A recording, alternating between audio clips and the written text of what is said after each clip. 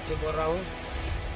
देखो आज तक हमें इतना अर्सा हो चुका कि जो भी यहाँ पर कोई मेंबर सरपंच आज तक यहाँ आई, किसी ने कुछ नहीं दिया, सब कुछ बाग दिखाए और बोला कि हम आपको आए हुए मकान देंगे, लेकिन कुछ नहीं मिला आज तक।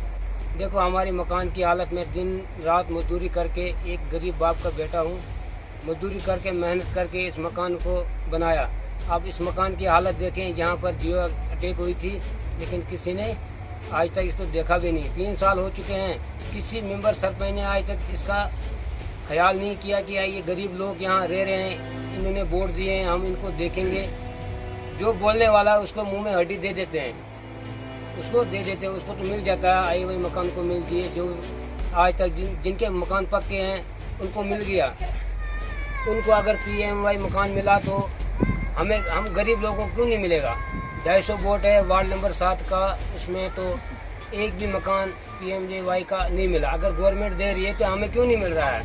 अगर पक्के मकान वाले के जो पैसे वाले हैं उनको दे रहे हैं, हम गरीब लोगों को क्यों नहीं देते हैं? मैं BDO साहब से ही अपील करता हूँ, SCD साहब से, DC साहब से कि हमें भी इस PMY की जुमरे में लाएं